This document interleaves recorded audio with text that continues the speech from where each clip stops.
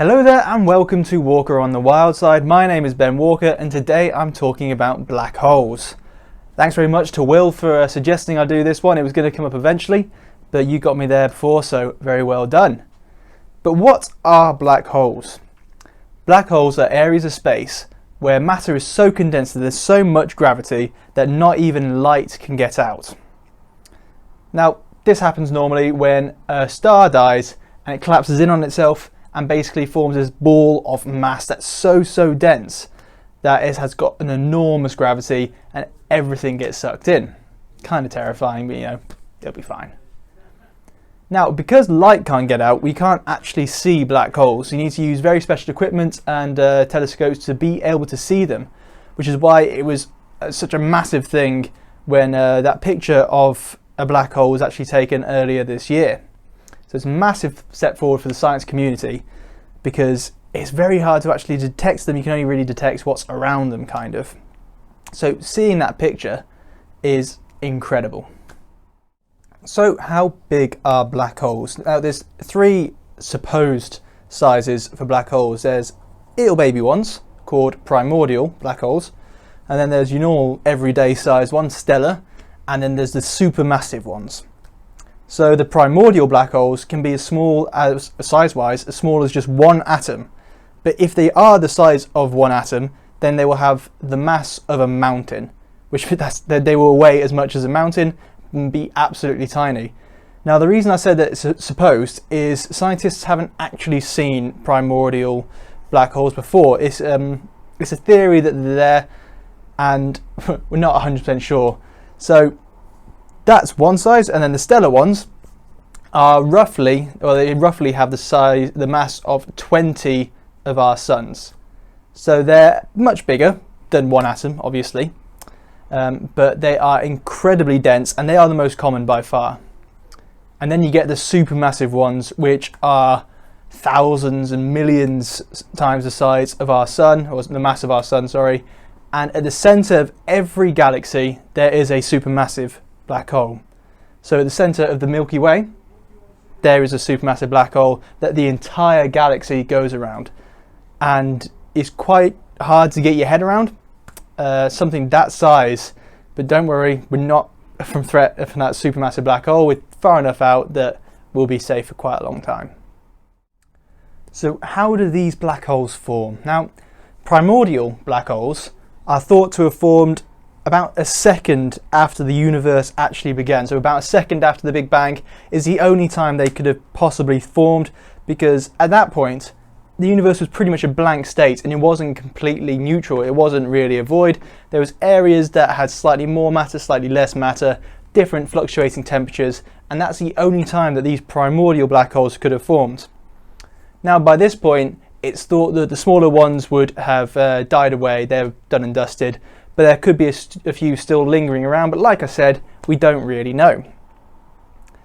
Now the mid-range size black holes, stellar black holes, are caused by stars collapsing in on themselves. So our sun's not going to do that. Our sun isn't actually big enough to collapse in on itself and become a black hole. It needs to be about 20 times the mass of our sun for that to happen. And then what basically happens is the star will grow and grow and grow and then collapse in on itself.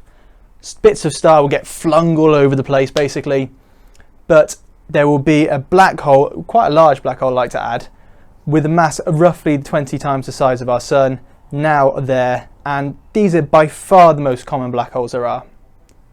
Now a supermassive black hole, there's a few theories bouncing around about how these were made, but a supermassive black hole is thought to have formed when there is a chain reaction of stars colliding with each other, which eventually forms essentially a giant superstar. And then eventually that would collapse in on itself as well, because the mass would be so great that it wouldn't be able to be sustainable. So it would collapse in on itself and create these massive black holes that have a mass roughly 4 million times the mass of our sun. That's 4 million. And our sun is pretty big. Well, not when it comes to stars, but anyway. For us, it's massive. So a mass that size, it's incomprehensible, really. Now, that would actually fit into a, well, let's call it a ball that could fit a few million Earths. But if you think about the size of the Earth compared to the size of the Sun, the ratio there is incredible, really.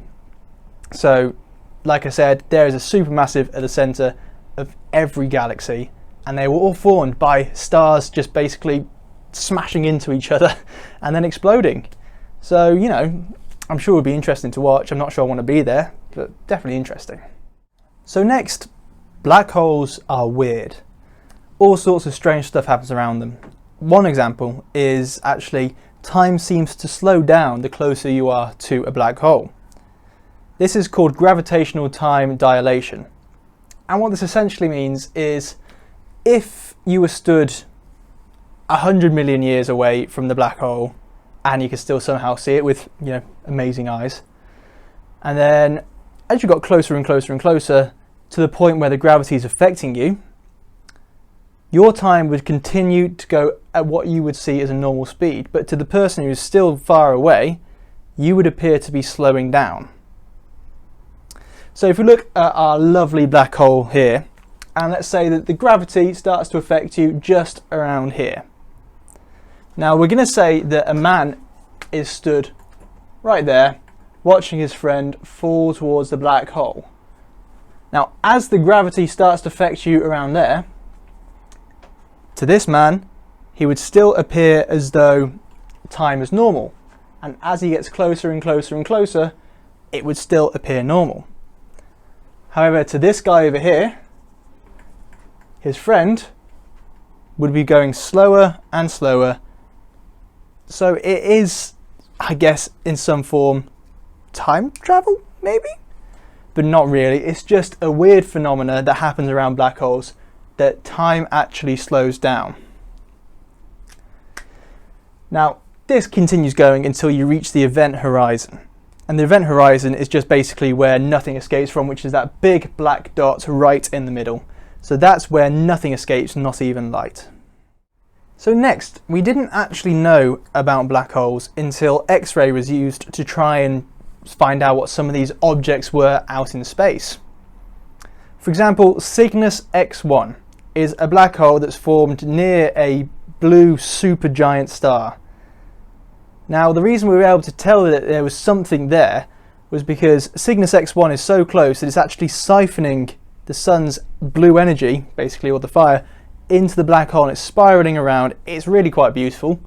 But basically what they did is they pointed an X-ray kind of thing up there, and they were able to capture the fact that it was drawing the light and the energy in and not letting it go, which at that time seemed very, very weird because they didn't really have a concept of black holes at that point. It was more just, you know, stuff.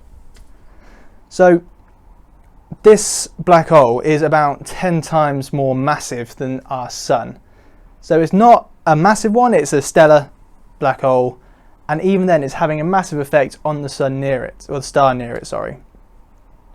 So it just goes to show that these black holes are capable of pure destructive power. So how in danger are we of being gobbled up by a black hole? Well, we're not really in danger at all. So up until recently, it was thought that all the black holes were a few thousand light years away, but the closest one is actually about 1,000 light years away. And it's been hiding in plain sight all this time. It was only discovered earlier this year. Basically, if you look up into the night sky, you might see a really, what looks like a really bright star. But it's in fact two stars which are orbiting around a black hole.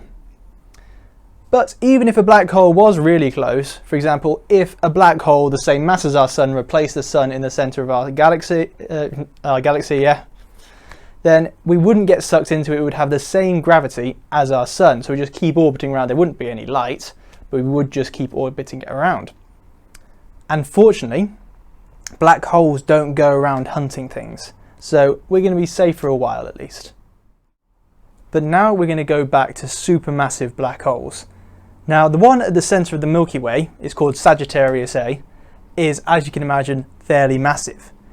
It's about 4 million times the mass of our sun. However, it's only about 44 million kilometres in diameter. Now that sounds like quite a lot, But if you think about it, that's only 31 times the diameter of the Sun. Now, just to put this a little bit more into perspective, 44 million kilometers is, I mean, we're 160 kilometers away from the Sun. So it's tiny when you think about it compared to those terms, and how much its mass is. It's just incredible that something that massive can be at the center of a galaxy, controlling the entire thing essentially.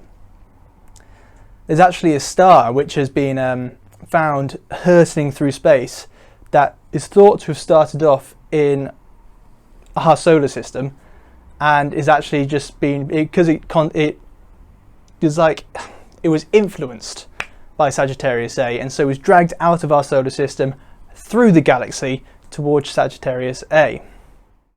So the final thing I'm going to talk about with regards to black holes is, of course, wormholes. Now, scientists don't know if they exist, but according to Einstein's general theory of relativity, it is possible that they do. But of course, no one's ever seen one, so who knows? Now, theoretically, wormholes could be used to connect two parts of space, so distances of billions of miles or distances of a few meters.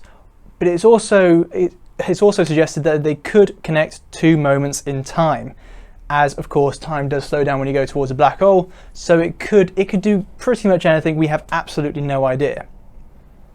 There's also another theory that a wormhole would just simply be what would be seen as a 4D object, or on the fourth spatial dimension. Now, to explain this, everything that we see is in 3D, so it has three measurements. So if you're looking at a rectangle, you've got the height, the width, and the length. Now, if you chuck another measurement in there as well, you're going to have a 4D object. But we can't really comprehend this very well because we are 3D beings. We are based in three dimensions. So it's very hard for us to imagine these. It's very hard for me to even try and get my head around it to explain it, if I'm honest. But that is one such theory. We just don't know. And until we get the technology and the process systems to be able to identify wormholes and figure out if they do exist, it's all going to be guesswork from here on out, as it is with most black holes anyway, because like I said, we can't see them. Now, hopefully you've enjoyed this video. I learned a lot trying to research it, and hopefully you guys did too. Once again, thanks very much to Will for suggesting me to do it. If you have enjoyed it, feel free to like, subscribe, comment, all of that, and if there's anything else you'd like me to cover, leave it in the comments below. Thank you very much for watching, and I hope to see you guys again soon.